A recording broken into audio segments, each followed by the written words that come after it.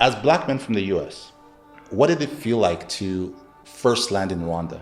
It definitely even surpassed my expectations as far as, I knew that it was going to be clean. I knew it was going to be efficient, but I didn't know it was going to be like so beautiful. Yeah. Like mountain ranges and hills and stuff like that. I'm like, oh, this is crazy. Especially where we from, we associate Rwanda with a movie. And we don't really, exactly. We don't really understand what's happening here. But to be here, see it, feel it, meet the people, it's been an amazing experience, that's why. How does having a certain level of wealth change your experience as a black man? For us, having money and being independent, more importantly, allows us freedom. It allows you to be you. Yeah, you don't have to code switch. You don't have to try to conform to be somebody else. You don't have to change who you are and shorten your name, abbreviate your name, come up with a new name because somebody can't pronounce your name. But that happens. That happens all the time. When your kids and grandkids ask about this very first trip of yours to Rwanda, what do they hope they take from your experience here? For me, I just hope that they understand the significance of hopefully like a new world order. When I say a new world order, like the real rise of Africa. I think when we look back at the first trip here, I think my kids will say, thank you for the vision, for the courage, for the belief in something new.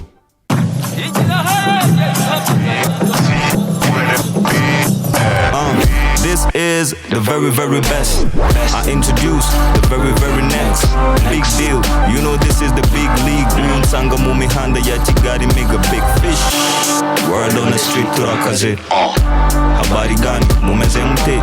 Dutse nshimi mana kuva honda muchiye. If you want the long form, come close and rabule. Wait, what?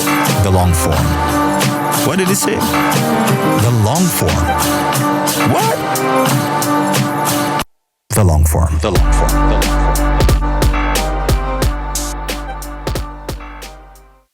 Hello there. For the very first time on the long form, I sit down with not one, but two powerful voices reshaping the global conversation around black wealth. Rashad Bilal and Troy Millings of Earn Your Leisure. Earn Your Leisure is more than just a podcast. It's a cultural force that made financial literacy cool, global, and urgent. In this episode, we dive into their very first impressions of Rwanda, the universal language of money, and why Africa might just be the investment frontier Black America can't afford to ignore. We also flip the lens. What can Africans teach Black Americans about investing, ownership, and generational wealth? This is a cross-continental conversation about power, purpose, and legacy. Before we jump into today's episode, I want to make a deal with you. About 69.5% of you who watched this very podcast haven't hit the subscribe button yet. So, here's the deal I want to make with you. If you hit that subscribe button today, I promise you that my team and I will keep making the show better and better in every single way. So, go ahead and hit that subscribe button today. And now, let's get into the show. Troy, Rashad, welcome to the Long Form Podcast. Thank you for having us. Thank you. Appreciate you. Appreciate it. Yeah, first of all, before we go into all the questions, I'd like to, first of all, congratulate you guys. Your book, You Deserve to Be Rich, is a New York Times bestseller. Thank you. He did That's not clap. a big deal. He didn't clap. Hey. That's a big deal. So first of all, congratulations. Thank you.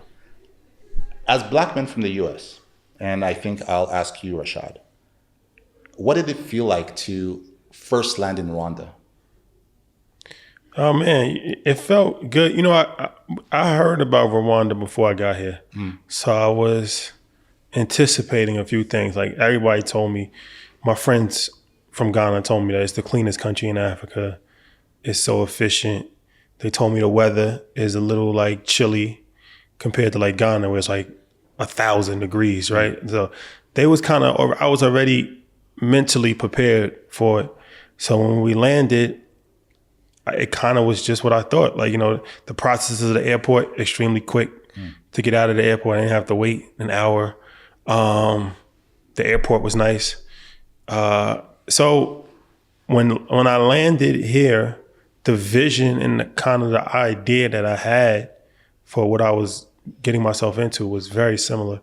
But it definitely even surpassed my expectations as far as I knew that it was going to be clean. I knew it was going to be efficient, but I didn't know it was going to be like so beautiful. Yeah. Like mountain ranges and hills and stuff like that. I'm like, oh, this is crazy. And then like all the lights at nighttime. Like, so just getting here, just driving to the hotel, just looking outside the window. I'm like, oh no, this is serious. Troy. Yeah. It was interesting. When we got here, it was night. And the first thing you can tell, as he said, going through the airport process and visa upon arrival, even leaving the airport is an experience. We've been in other countries and it's like, all right, where are we? But you could just feel that safety right away. And as we were driving to the hotel, the first thing I noticed was the streets and how paved and the structure of it was well done, but the cleanliness of it as well. And this was at night. And then we were driving up the hills, and like you said, you overlook into the hills, you see these lights. And in my mind, I'm like, this is gonna look amazing in the morning. I can't wait to see what this looks like in the morning. And when I woke up, I opened my blinds and I was like, wow, this is, I said this yesterday, this is like a hidden treasure that the world, I don't think knows about. That's right? crazy. I feel like, especially where we're from, we associate Rwanda with a movie. And we don't really, Rwanda. Exactly. We don't really understand what's happening here. But to be here, see it, feel it, meet the people, it's been an amazing experience. That's why. I'd like to ask you, right? You've been here, a couple of days now. You're obviously staying at the Marriott Hotel. Nice American brand. Trump will love that. I'd like to ask, so you've been around. You've gone to a few places. I've been checking out your Instagram. And I'd like to ask you, Troy, what surprised you the most about Rwanda's economic development and infrastructure? I think when you look at it, right, when we know the history of it, how this has happened in such a short period of time, right? We're talking about 30 years. Yeah. When you look out on these hills, it's like, wait, how did this happen so quickly? But it talks about leadership. It talks about dedication. It talks about commonality, people understanding a vision and trusting that vision. And to see it come together, to see where it's going, I think is even more impressive. We've been driving around and seeing the infrastructure. We're seeing the real estate, right? We're seeing business. We went to a tech hub today. We're seeing the brilliance. And I'm like, this is in 30 years. What does it look like over the next 10, 15? And so it's exciting to see where Rwanda's going, where Kigali's going. But I often wonder how many countries are watching this and realizing like, this is a model that works. How do we replicate it and incorporate it to what we're doing? Let's talk money. That's what you guys are famous for, talking about finance. So let's talk about Black capital. If a young Black investor from the US is to meet with either one of you guys and ask you about Rwanda and why they should care about the country or what the journey is like, what would you say, Rashad? I think you should care about it because I think it's a model that should be exported. As far as when you look at Rwanda, it has a lot of things going for itself. As far as, from my understanding, there's a low level of corruption to almost no corruption, right? That's important because as an entrepreneur, as an investor, you need confidence when you're investing in a country, in a foreign country especially. So when you are not 100% sure that things are actually going to go right, and you're not 100% sure that you're not going to get shaken down and you're going to get extorted, that's going to lead to, you feeling like you're not comfortable putting your money there. People put their money in America because they feel like America is the safest country, right? Like, I'm glad you laughed. but that's why though. That's why the bonds market. So now the bond, we saw a downgrade in the bond market for the first time in a while, because it's like, this is the first time when people are starting to feel like maybe America is not the safest place, but for forever. And even now, like, it's still the safest haven for like billions, hundreds of millions of dollars to get poured into, right? So people have confidence. Consumer confidence is extremely important. So I think confidence starts with stable government, right? That's important. That's another thing. You don't want to invest in a company and then it's going to be a coup d'etat next week, and then you got a new regime coming in. Like, that's difficult to kind of play that political landscape. So you need stable government. You need low levels of corruption. You need other people that are actually working with you, like, other entrepreneurs in a space, and they have all that here. So to me, I think that, okay, it's great for the country, but this is a workable model that can be exported all over the continent, right? Like, that's something that imagine if 50% of the countries in Africa worked at the same level, now you're starting to see a change in the whole entire world, because you can only go so far by yourself. Yeah. You got to have collective power, right? So the EU is not the EU if it's not for all of those countries together. The United States of America is a unique situation because it's 50 different states, which is essentially like 50 different countries, but it's all under one flag. So there's tremendous strength in having that landmass of 50 different states. You got New York, you got Texas, you got California. Either one of those states can be top 5 countries as far as their economy by themselves, but they work together. And now they're the force that they are. So I say that to say, I think that it's important for people to invest, to care about what's going on here, because in my opinion, this is a level of hope that we've been looking for. For the black man? Yeah, for sure. Definitely. You guys have, I've seen that you've started investing in Ghana. What's that been like? It's been incredible, to be honest with you. It was one of those things. We had the idea of investing in a foreign land. And at the time when we were trying to do it, we were looking for people to help us, right? We've seen people go and try to do it on their own. And when you do things on your own, you're going to run into a lot of headaches, especially when you don't know the laws of the land. And so we were able to connect with entrepreneurs from Ghana who were kind of looking for us, right? They were trying to look for somebody from the diaspora who had a platform to let people know what was happening. Obviously, the Year Return was a huge initiative, and it brought entertainment to the country. But we always tried to figure out what is sustainable, and that's always been business, right? Entertainment will bring you to some place, but business will keep you in a place. And so we've been working with our partners in Ghana, and the Year Return, we had the idea. It's good to go home, but how do you go home to a place where you don't know where to go? That's a fact. Right. And so the idea was, let's create a welcome city. And so Sambra City, the name means, it means welcome back. And so when the diaspora comes over to Ghana, it's not, hey, I have to stay in this European hotel or that American hotel. This is a city who's been created by black men from 2 different parts of the world working together to create something for us. And so we think it's a model that can be replicated not only in Ghana, but potentially in Kigali, right? Potentially we're down. In Kenya, right? It's a model that we can replicate throughout the continent as something that keeps you here, but also welcomes you here. And you don't, like, when I was raised in North America, right? Not in the US, in Canada. Yes. What part? Yeah. Which part of Canada? The Toronto area. Okay. GTA. Yes. Yeah. It's smaller town. And back in those days when I was much younger, the idea of American capital, Black American capital, African American capital, Black Canadian capital, coming to Africa was no. What has changed? What has changed in the mindsets? What has changed in the fear factor? Because has Africa changed, or I think Ghana, the diaspora changed? I think Ghana gets a lot of credit for the Year to Return. That was a game changer when they actually invited Black people from America to Ghana.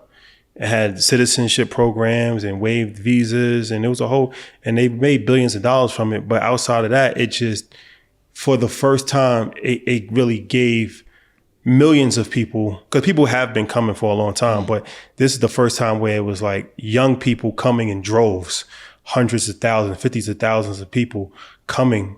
And Ghana's positioned perfectly because it's the entry to Africa, right? Like it's on the coast. So, you're coming from New York, that's a direct flight from New York to Ghana. So that was a really, really, really good idea because, without seeing something, you only going to go off of propaganda and what people tell you, right? But you actually go and see it for yourself.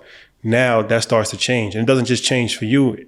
When you go back, you start telling your friends and you post it on social media. So one person affects 50 people, right? And now you start to change people's minds. Music also plays a major part. Like just the emergence of Afro beats blends cultures, because now we're seeing Afro beats as the dominant form of music right now globally. And they're doing music with hip hop artists, and the music has really resonated in America.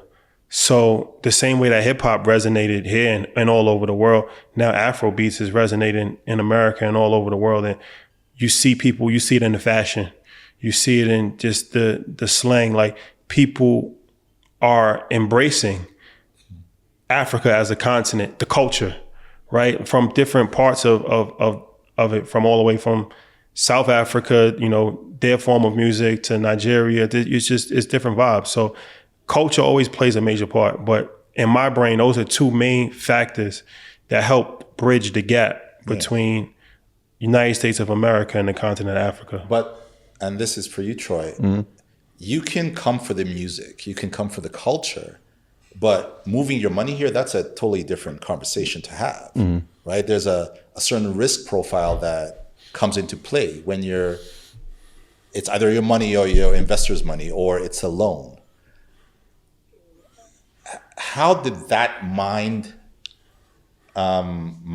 change? Where people like you, America, even with all its challenges, it's still a great place, as you said, to make money, right? But you took a little bit of your pie and put it in Ghana, and perhaps in Rwanda as well. There was something that happened to take away the fear of investing. What was that? Yeah, I think the narrative has changed. I think, what we've done is in terms of educating people on how to invest money, how to share money. We learned quickly that business is global, right? You can make money in America, but you can make money throughout the world as well.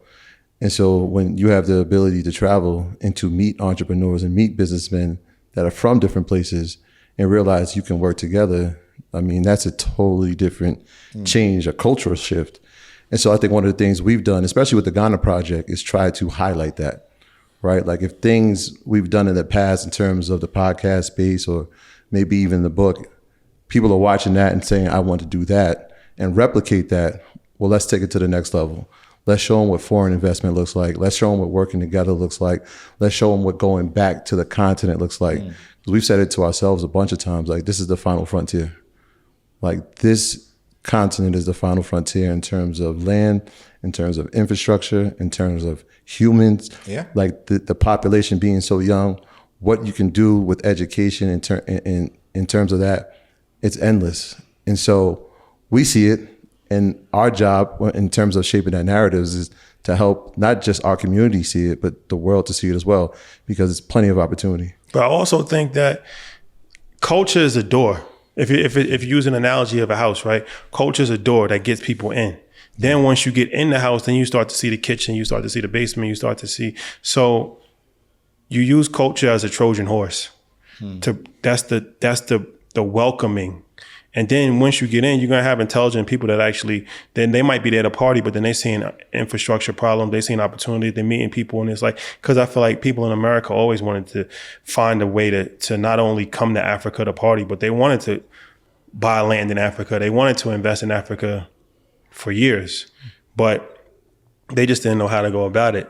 So now they looked at it like as like such a far off land and so like, you know, nervous as far as like, what am I going to do? What country do I go to? Everything, like, you know. So once the culture brings people to a certain point, and then they start to see it for themselves, and then they start to see opportunities, then I think it makes it more comfortable for people to actually invest their money, do business, buy real estate, start a business. Because it's like in America, we don't have nowhere to go to. So like if you're from the United States of America, like there is no country to go home to. It's not like his family's from Jamaica. So it's like there's a cultural connection to Jamaica, right? Your family's from Rwanda. So there's a cultural connection. You can come back here. But like for me, like my family's from America. Yeah. So there's no place to go home to. Yeah, I hear you. It's, you know what really bothers me is that this is a conversation that we're now having as the Africans and the African diaspora, right? About investing in Africa. People who don't look like us have been doing this for years, right? Like this is the Marriott that we're sitting in. It's an American brand. White capital is here, right? They are in the mines, they're in agriculture, they're in manufacturing, they're in aviation, they're in arms. It's us who've not taken the opportunity to see what is within our grasp. But it's also done intentionally. You gotta understand, like when we was growing up, the messages that we was getting fed from Africa was war is dangerous, poverty, like people that's like dying of starvation. It was only negative imagery. So we don't control media. So who's putting that negative energy out there, right? These are the same people that's actually investing and benefiting at the same time. 100%. So that's done intentionally, and it's done on both sides. Like people get negative imagery about Black people in America, right? So that's true. If you can keep people divided, then you're never gonna have a real problem as far as them actually coming together and being powerful. Right. So I think that was all done intentionally. Even now it's still done, but what we have now is social media. So we can see things for ourselves in real time. We could post something and that can be a real imagery as opposed to when we had to look at, you know, the news and we had to read newspapers. Like that was the only form of information that we was receiving for a long period of time before social media came out. So I think that narrative was done intentionally to try to forge that fear. There was a lot of fear. Of like, nah, I'm not going there. Like it's dangerous. Like they don't want me there. It's dangerous. People are starving. All types of stuff, right? So if you can constantly feed people that narrative, then they're not even thinking about opportunities or investing or bringing their money over there. Yeah, we over-index in entertainment, and that's because of media. Right. As we were going through the museum today, I'm thinking about 1994. What was I thinking at 11, 12 years old? I remember I'm thinking about Michael Jordan. Where on the other side of the world, there's a genocide happening, right? And we wouldn't have known that. That's not going to be told in our schools, right? These things are never going to be taught to us unless an age of change happens, right? Like social media has done that. Whereas authentic stories can be told, narration can be told, and you can now see it, whereas before you couldn't, right? The level of access now has changed everything. And so mindset can change. So now you have to think at that time, we grow up, and you're from that era, it's like you're going to play sports, you're going to be in entertainment, you're going to be an actor, and if you do anything else, good luck, right? But if you can do those things, we'll try to make sure you can get it. Whereas we were never shown how to be an investor. We were never showed how to be a real estate developer. Those things weren't highlighted in our communities, right? Because we didn't control the narrative. Whereas now, with a platform like what we created, that person is a celebrity, right? You got a financial advisor and an educator who are sitting here with you today. That champion that message. And so that changes. You do that to a younger population. Now they start to look at us as the way. They start to look at you as the way. Whereas we looked at that athlete, that entertainer, that's how we're going to make it. That's how we're going to provide for our families. Where, nah, that's not the only way. And other communities knew that, and which is why it was hidden until you come a couple guys that can break through that barrier and say, no.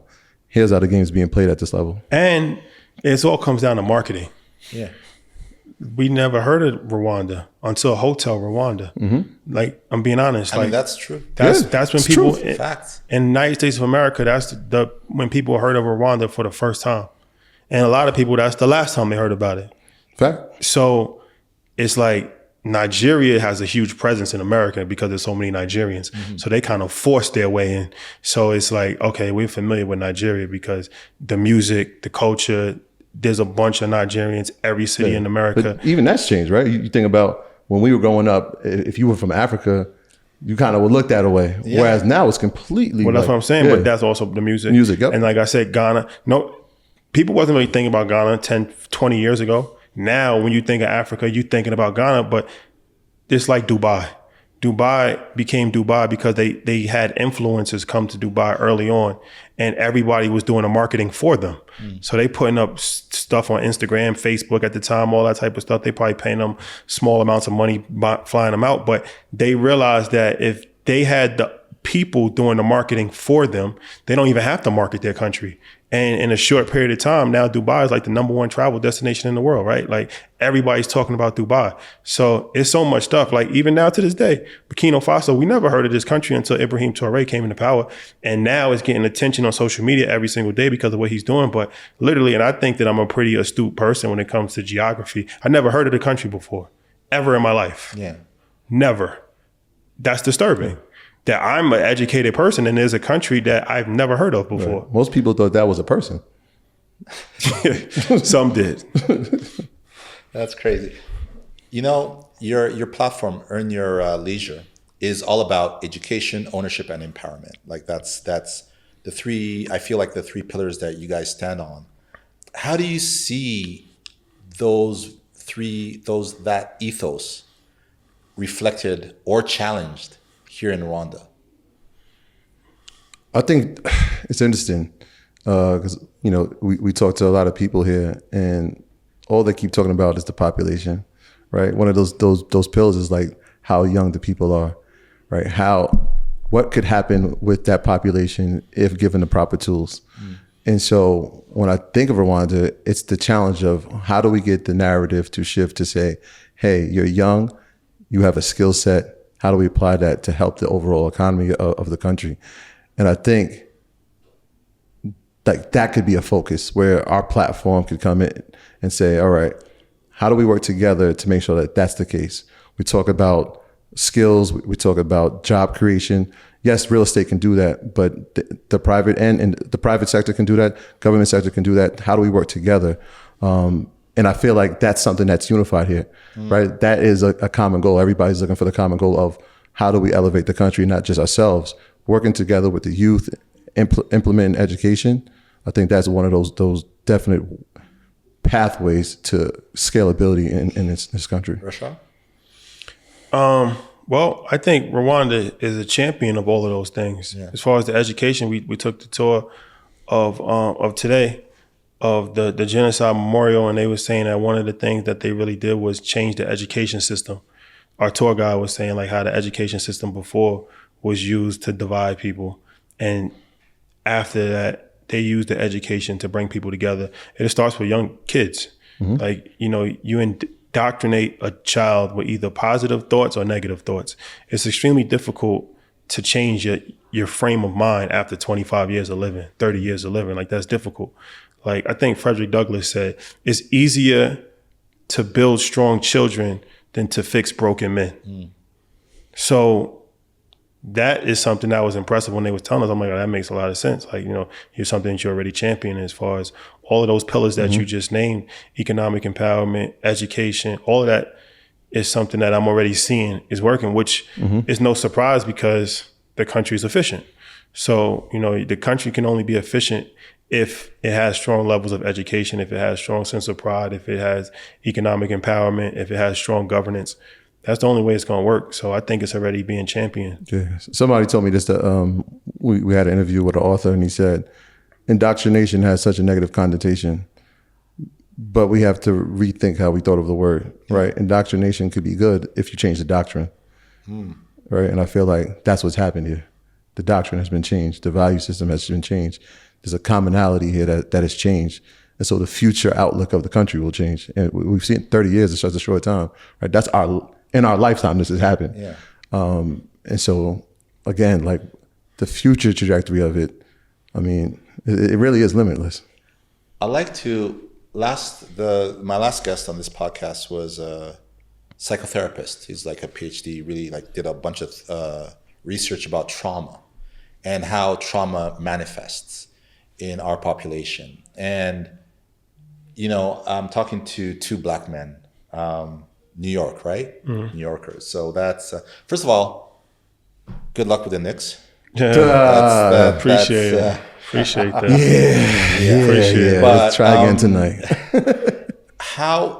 Because when I was talking to the doctor, we were really talking about what Rwanda has gone through and how it's affected how we see the world, how we see each other, and what we need to do to not pass on our trauma to our kids so that they can like have a future that's not fearful. You're two black men. Do you have kids? Yeah, I have a son. Yep, two. Yeah? I have two. Two boys, girls? Daughter and a son. I have a son. Amazing. I have two sons, and so I'm thinking I'm trying to ask two black men how do you, because you've gone through stuff, right? As people, you've gone through the challenges that being big black men in New York. It is what it is. It's inevitable. It is what it is. Yeah. Right? How do you ensure that your kids don't carry the weight that you have, and therefore allows them to be the full human beings they can be? Yeah, for sure. You know, for me, I never felt racial discrimination growing up. Like, you know, we grew up in a pretty much majority black neighborhood. Yeah. And like my parents, they were like super pro-black people. So I never really felt any, I never felt the need to fit in. I never felt lesser than. I never felt like, I never had low self-esteem or low confidence. And then you start to see things when you get older. Yeah. You start to see, okay, it's like hidden racism, and there's classism, and there's different barriers that you reach even now to this day. Like there's different ways that somebody might talk to you than they'll talk to somebody else, and different budgets that they'll have for your show than they'll have for somebody else's show. Right? And you're like, okay, now I'm starting to see how this thing really works. It's a little bit tricky. And America is tricky. It's like, it looks like a beautiful, you know, picture. And then when you really start to look at the details, you start to see all the imperfections and all of the things. And it's like, okay, it would be easier if we just saw that from the beginning. Then we'd be able to know how to navigate, you know what I mean? But when you're growing up, you just have like a pride, and then you start to get disappointed as you get older, because you start to see like, oh, this is really a racist environment that I'm living in. But for my son, I just kind of raised him the same way that I was raised, really. You know, he kind of is growing up in almost the same neighborhood that I grew up in, as far as adjacent, like his friends and stuff like that. I keep him around my family. So I think it's important to I never want people to feel like an outsider. So I don't want him to feel like an outsider. Like, I want him to be around people that look like him. I want him to be around people that have similar upbringings and values. So I'm like really good at keeping him close with my family, keeping him close with, you know, friends that are good. And I think that I'm really just following the same path that I took, even having him in sports. I know that that's important, especially for young boys. Like, you got to have them something to do, right? Because if not, they're going to find something negative to do if they don't have something positive to do. Mm-hmm. So just keeping him busy, you know, making sure that he stays on top of his schoolwork. So for me, it's a matter of really just staying close to him, but also, you know, letting him be his own person, but not letting him go in situations where he feels like it's an uncomfortable situation because, you know, he doesn't feel confident that he should be there. Yeah. It's interesting. So we live in the same neighborhood, but early on I went to born in the South Bronx, predominantly black, moved to a working class black neighborhood, but ended up going to a predominantly white school early on. And so you understand it to a certain extent, right? And some media sometimes helps with that, like late 80s, early 90s, you're watching movies, you're understanding it a little bit. You grow older, like you said, you start to experience some of these things. Then I went into education and worked with kids and watched the people who were educating them that didn't look like us with our kids. And you start to really paint the picture of what implicit bias is, right? Like most people will say racism, but when you say that, it's like, oh, I'm not racist. But are you implicitly biased? And most times when you peel back the layers, most people are, right? So now my kids are now in that same school. Yeah.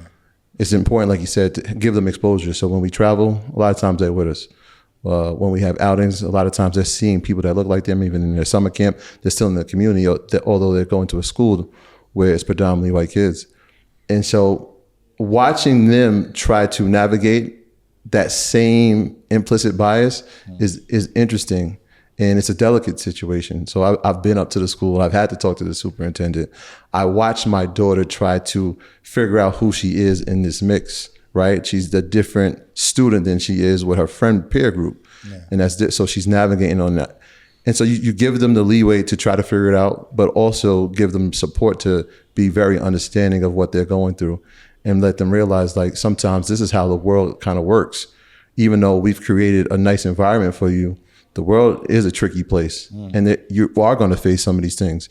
It's the fact when, especially there's students who don't have that support, right? Because we've seen that in our neighborhood too. We've seen when they don't have the support and they really don't understand what they're facing, and they get into the real world and the effects of that start to showcase themselves. And so it's a delicate balance, right? Like you said, our kids, they're better off than we were when we grew up. You want them to have challenges. You want them to mature and experience things, but you also want to protect while guiding them. And so it's a balance that I'm working on every day. I asked Steve Harvey that question. What did he say?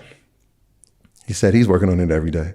He was like, how do you climb up the ladder, right? You work hard to become successful. You walk across a tightrope and you fall a bunch of times. Yeah. You scrape your head, you break your arm, but you got to climb back up the ladder and walk the tightrope. Where our kids, they climb up the ladder, they get on the tightrope, and there's a safety net called us. Yeah. And so even if they fall, we're going to push them back up. Whereas we learn lessons from falling down, right? We learn resilience.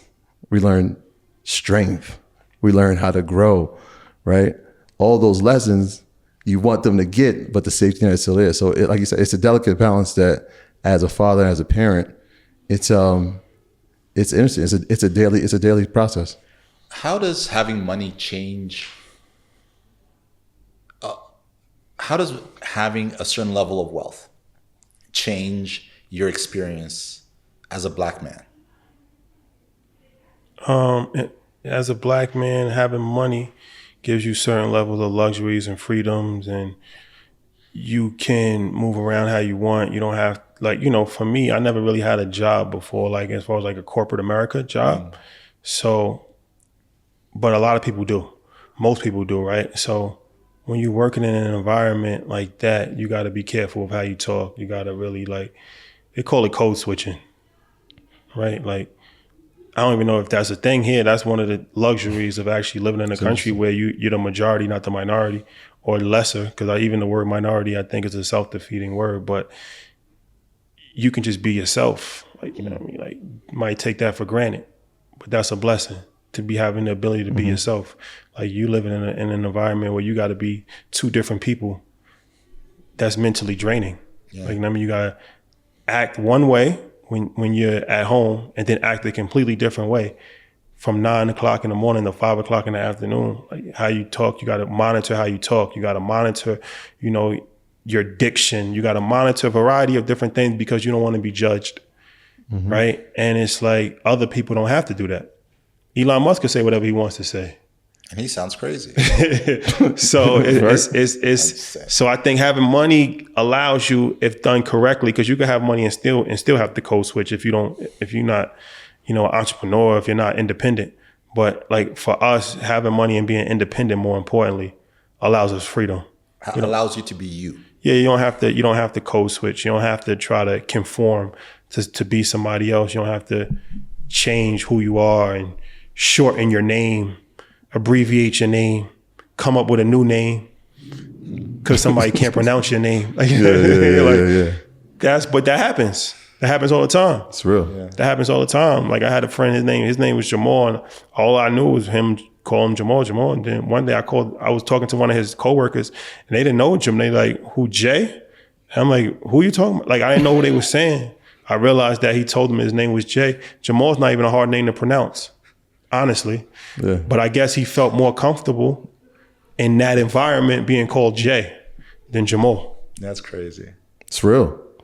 It's a real story. Nah, it's real. But I would have thought that, when I think about wealth, right? It's one, it allows you freedom, but it allows you to not go through the pains that other people go through, right?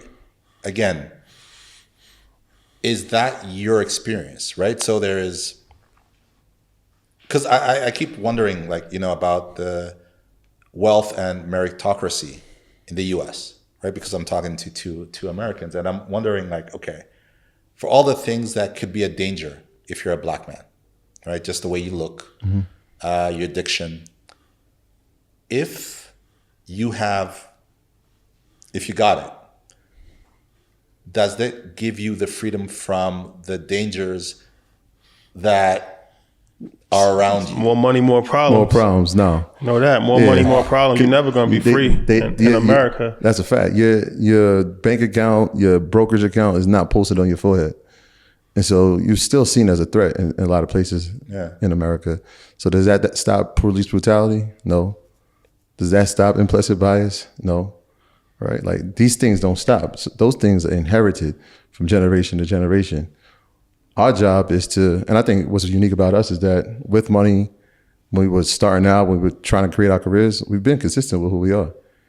It hasn't really changed to the core. Yes, it's provided luxuries for us, but it doesn't, we don't get to omit the experience Of being a black man. of being a black man. You're still a black man in America. And at the highest level, they're going to remind you of that. Every time. We've seen billionaires in America fall quickly.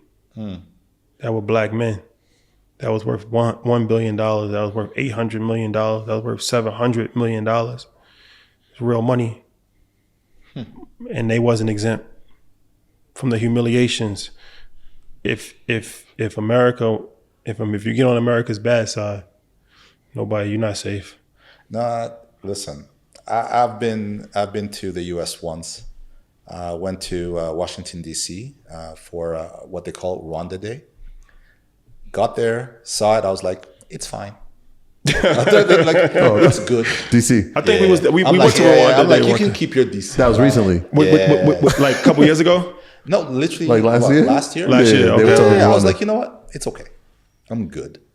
Good on America. What's the perception of America, even now with Trump being in office? Like here, everybody's different. Obviously, I know everybody doesn't have the same, but as a collective, what is the perception of America right now? I think it depends on what level you're talking about. Like when you're talking to, I'm thinking when you're talking to leaders, right? Because we're the victims of very often of U.S. Foreign policy. Now, very often the Republicans leave Africa alone, right? They're not gonna just hands off. No, they care about making money, right, and security, right? Those two things. Democrats very often they care about those two things, but they cloak them in this talk of human rights, right? So they'll do what they do, but they will impose Americana on everyone. Mm-hmm. So a lot of African countries, African leaders like Trump because at least we know what we get with him, right? Mm-hmm. It's transactional, right? And it's about power, right? So you know how to handle, it's like when you know a dog will bite you, You know how to handle that dog. The problem is when you think it's a poodle, but it's a shark. Yeah. Right? And so there's that level. Now, about the country itself, right? We're watching the news like everyone else. We're like, we don't understand what the hell's going on. Right? It does not make sense. It does not make sense. The choices that Americans made during the elections, because we're like, well, he does not sound right.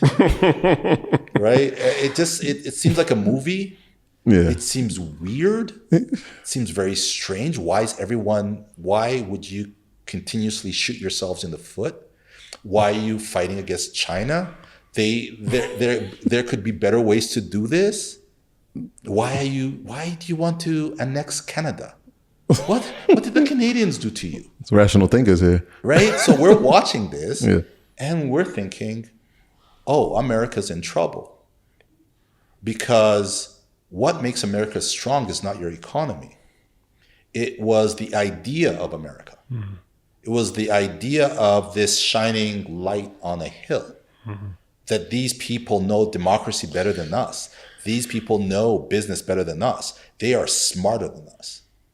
And we now look at some of these leaders that you voted in, and we're like, yeah, you can keep them. And that's just crazy. And I was looking, you posted a video from your, I think yesterday you were at, what's this? It's not Epic. What's it called? Oh, the hotel? Yeah, Pinnacle. Yeah. And I was looking at the comments. Yeah. And people were like, yo, get us out of here. That looks nice. That looks nice. But it's important that they see that. Yeah. Right. How many people have ever thought luxury when they thought Africa? Yeah. Until we show them. But that's crazy, because where do you think all the gold comes from? Well, that's the narrative. So even like this, like the first lesson we ever did about financial education, we taught them about Aliko Dangote. Why? The wealthiest black man on the planet. They've never heard of him. They have no idea who he is or how he became wealthy. In fact, at the time, this is like 2011, out of the 10 wealthiest black people on the planet, I think 7 were from Africa. Yeah. And so it'd be silly to say that they don't know business. Look at what's happening. This isn't from athletics. This is from concrete. Yeah. This is from natural energy, right? Oil. This is business. This is the. So how do we reverse it and make that the narrative now? How do we put business entrepreneurship at the forefront? And that's how you get to earn your leader. For Africa, I think it comes down to marketing. Like you said, I mean, Italian leather comes from Nigeria. Like Swiss chocolate comes from Ghana. But Dubai chocolate. The Europeans have convinced the world that everything that comes from Europe is so sophisticated. Even language. I'll never forget, I was in Canada years ago. I met a girl from Montreal. She was telling me, she's like, I speak perfect French. And the way she said it was like, I'm like, it's good to be able to have mastery of a language, but she was so proud to speak perfect French. Yeah. I'm like, that's the colonizer's language. Facts. Like, you know what I mean? But it's just like you have so much pride to have an Italian leather, or you have so much pride to have a Swiss watch and to speak perfect French and the Queen's English. No. They convinced us that everything that they do is perfect. And when you think like that, then you're going to have only associate good luxury with that part of the world. Yeah. And every else part of the world, you're going to associate bad, negative, struggle. You got to change that. You got to change the narrative. Facts. And that's something when we talk about like nice things from Africa, like one of the biggest challenges that we had to learn, Rwanda produces coffee, right? Some of the best coffee in the world. We just asked them. Tried it, right? No, we just asked them. And for the longest time, we would export our green beans and we would drink Nescafe, really bad instant coffee. And we thought that was a thing.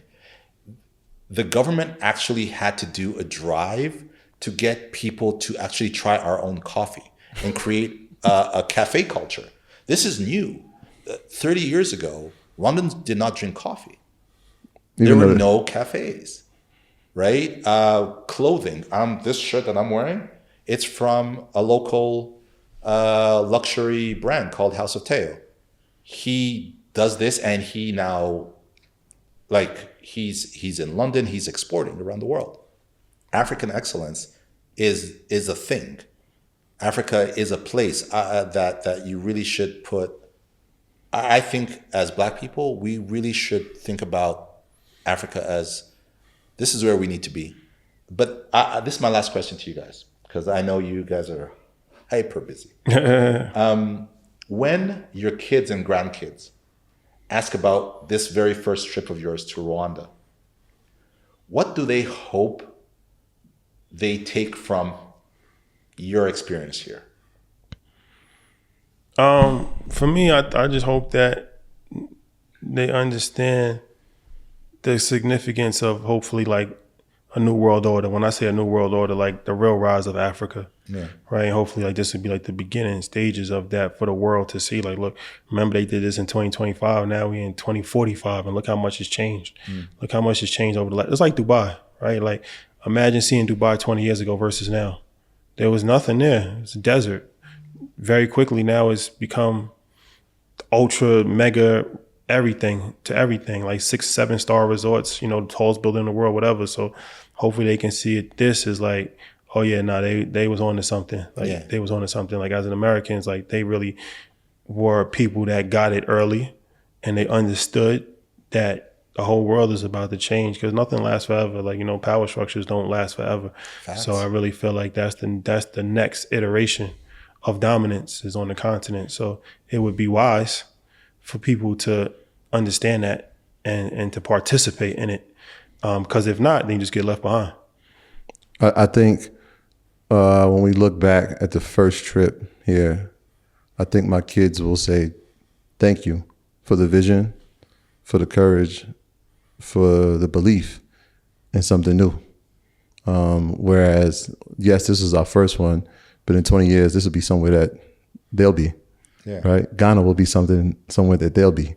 Kenya will be a place that becomes a regular visit.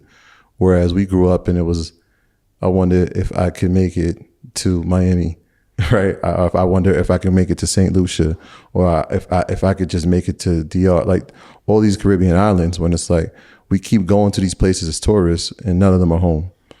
And I think having this visit, watching people see excellence, watching them see infrastructure, debunking those narratives 20 years from now, it's like, yeah, New York was home, but Rwanda was home too. Yeah. Ghana was home too, right? Morocco, all these, because we say Africa, but there's so many countries here. Yeah, 54. Right? Africa is home. I think that will be the narrative for a lot of people, especially in our community, from this visit and many more. Rashad, Troy, thank you so much. I hope you enjoyed your very first Rwandan podcast. Sure, yeah, appreciate it, man. And thank you. Great questions. Thank you for having us. I appreciate it. Yeah. Are you guys ever going to bring the Invest Fest here? You never know. You never know. Where's my camera at? You never know. Stay tuned. Stay tuned. Stay tuned alert has now been issued. And thank you to the people of Rwanda. It's interesting, when we used to do the analytics, we would see where we would chart. Yeah. And Rwanda was one of those places where we were like number one. And I'm like, wait, how?